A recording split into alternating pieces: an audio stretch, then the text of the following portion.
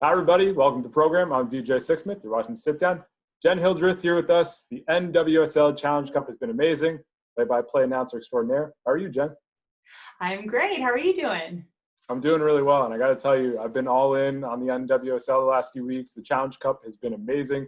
You have called this sport for years, followed the sport for years. What's it been like just enjoying this last few weeks?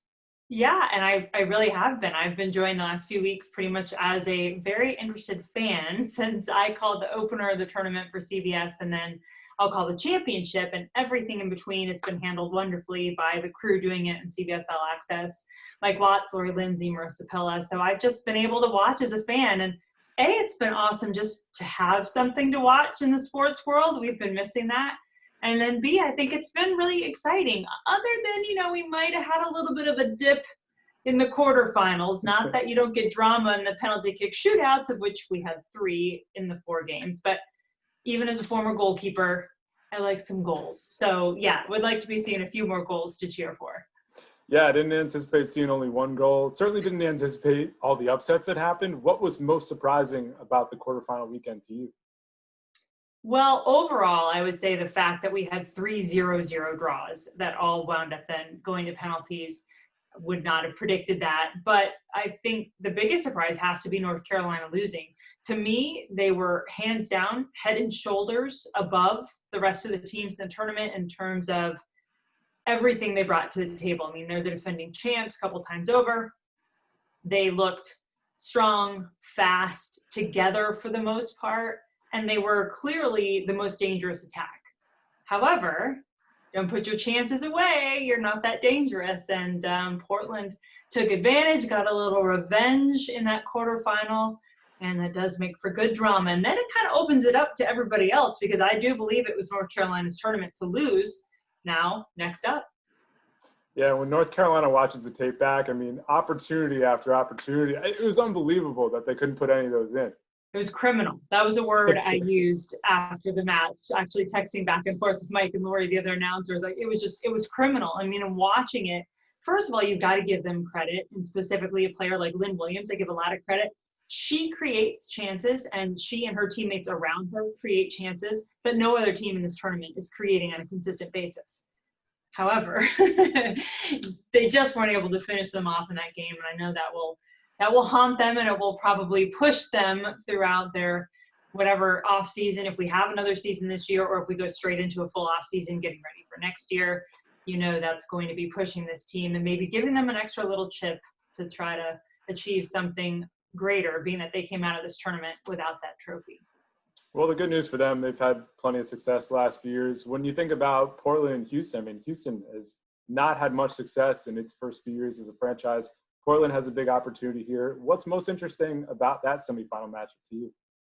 Yeah, it is definitely a little bit of the old versus the new. Portland, one of the standard powerhouses in this league, and the only team remaining in this tournament that actually has an NWSL championship to its name. Then you do have a team like Houston, which I think, honestly, their attack to me is the second most exciting and dangerous attack in this tournament overall behind North Carolina. Now, they have not always finished on their opportunities. I mean, that's kind of been consistent. Obviously, we had the 0-0 draw. They have a tremendous goalkeeper and Jane Campbell, especially when it comes to penalty kicks. But I think watching that matchup, I think the advantage goes to Houston in the attack, in the forwards in the attack. I love Rachel Daly. To me, she's a must-see player because she's one of those players that if I see her in the lineup, I know at some point during that match, she's going to make something happen. She's going to create an opportunity. So to me, that's must-see TV. So I love that.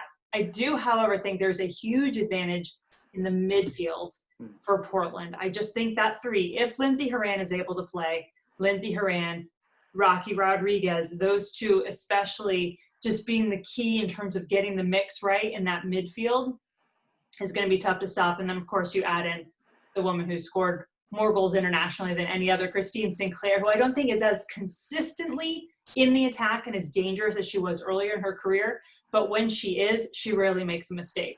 So I think the other thing about this matchup is both teams have questions on their back lines. Will Megan Oyster be able to go for Houston? That's a big question. And then for Portland, there's a chance that they will be without both of their starting outside backs. So maybe we'll get some goals because the defenses are going to be challenged a little bit, bringing some people off the bench. But, I mean, hey, Portland brings their third-string goalkeeper in, and she has a performance of the tournament, and Britt Eckerstrom and what she did in that quarterfinal match with 8 saves. So who knows? Eckerstrom was insane. I mean, that was like just one of the best performances I've seen in that, and that was really cool to watch. And also going to the other semifinal, I mean, it's totally a toss-up between Sky Blue FC and Chicago, and those are two teams that have taken different journeys to get here. And, you know, for Sky Blue FC, there were some injury questions when we first got going. Chicago, just the consistency question with them. What intrigues you the most about that matchup?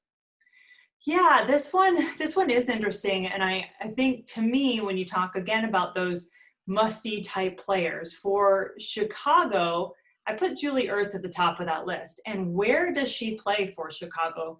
Will she play in the back? I mean, we've seen her play. She started the last game at center back, but she still got forward quite a bit, especially on set pieces. So will she play in the back? Are they going to take a defensive stand here and try to hang on and get to those penalties? They have Alyssa Nair, who's tremendous in penalties.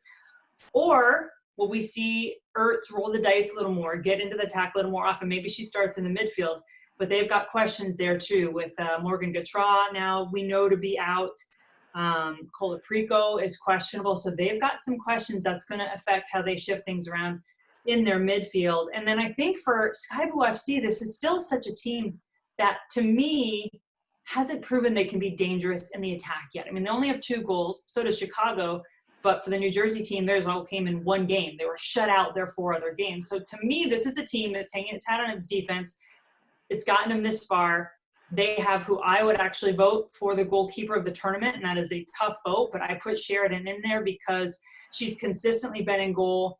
She has 3 shutouts. No other keeper in the tournament has that. So I think they're going to be a little bit more defensive-minded. The question is, how aggressive does Chicago get? We all want them to get aggressive, the people watching, but the coaches obviously are trying to play for that trophy. So we'll see which tack they take.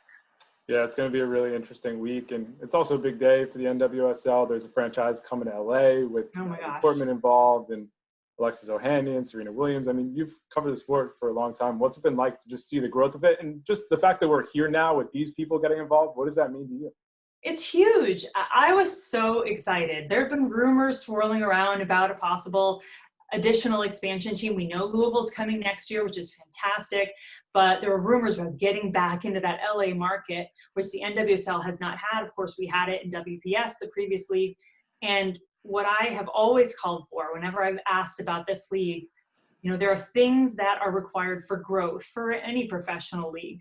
One is investment and buy-in. Now, there is, of course, you need a visibility, you know, and broadcast opportunity. So I hope that I will be able to continue to help with that, and that we'll continue to have great deals to showcase this league to the audience. But to go into LA and with that star-studded roster of people involved, I mean, hey, no pressure if you're going to play for that team, because there's a few former players on there who are pretty darn good.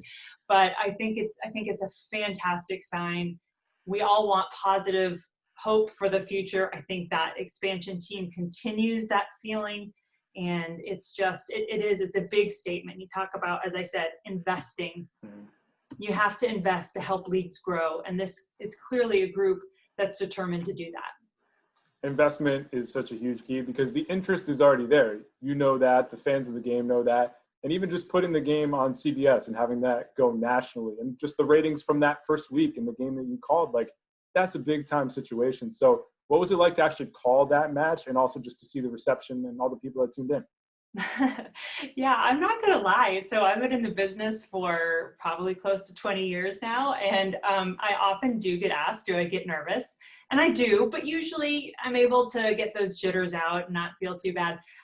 I was so amped up before that game, and I think it was just so exciting knowing that the opportunity we had in front of us, and knowing how much we wanted to take advantage of what had been given to us. We were given this platform, this audience that this league, that any professional women's league in the United States had never seen before. And we thought, all right, teams are going to do what they're going to do. We need to do what we can do to make this big, to make this something that people are going to want to come back and see. So I was overjoyed to be a part of it and to play some small part in this Challenge Cup broadcast. It's been awesome. You get to start and then you get to finish. So how about this weekend, jumping back on the call? What are you most excited about? Oh yeah, I mean, in a way, I feel like I've got a lot of work to do. I've been watching all the games, of course, but as I said, I give such credit to the crew that's been calling the game. Mike and Lori have been so good, and they're really played in, as I would say, in the tournament. So I think my challenge is to make sure I come in and it is seamless, that it is still that played in feel, that people don't feel like I've been out of the loop for a while. Because I may not have been on the broadcast, but I certainly have been paying attention. But I am just curious to see exactly what these last few rounds, the semifinals and then the championship, what are they going to give to us? What moments are going to stand from this Challenge Cup that come from these games that people are going to remember? I hope it's not a 0-0 draw. I think we need goals. We need offense. We need a moment where someone is going to take advantage of that chance that they didn't finish in the previous game. And it could be another great save and another great goalkeeping performance. I would be okay with that too. But I think that's just the biggest thing. It's the thrill of sports. It's whatever new storyline is going to write itself, and just being able to share that storyline with hopefully another big audience. Jenn, sports have been a huge part of your journey throughout your life. You played multiple sports at Emory, and my wife was a college softball player at Fordham, and I just know that it's a different mentality when it comes to athletes. So what has it meant to you to not only be a collegiate athlete, but how has that kind of made you the person you are today? Yeah, well, I am insanely competitive. So being close to sports definitely in my current capacity still helps stoke that fire just a little bit. And it's nice that I can get in there without the psychosis taking over, because it actually doesn't matter to me which team wins as a broadcaster. But yeah, I kind of always felt that having an athletic background just I look at the games differently. I mean, I look at the games having played most of them now. I do softball, and I never played softball. So I lean heavily on, I did play for 1 year, but it really doesn't count. But I lean heavily on my analyst or whoever my other producer, broadcast partners may be in those games. But I think just when you know what it feels like to be on the field, you know what it feels like to be in a huddle before that last few seconds on the clock and you've got to come up with a game-winning play, or to be in goal when there's a shutout going on and you've got to make sure it stays that way. To understand just that feeling of that pressure, the excitement, all of it, all that goes into sports. And for me, I got into sports broadcasting not because I grew up a huge fan of sports. I really didn't. My parents were both bow hunters and archers. Oh, wow. So archery was their big sport. We did not watch a lot of sports in my house growing up, so I had a lot of catching up to do as I got into the sports world in terms of covering it. But I got into it because I just love that feel of being around competition. I love it. And as I said, it is nice when, I don't have a horse that I have to worry about winning. It's just about enjoying all of it in this seat that I'm in. Well, Jenn, you do a great job with everything you do. Looking forward to hearing you this weekend. Thanks so much. Best of luck, and we'll talk to you down the road, all right? All right. Thanks so much for having me.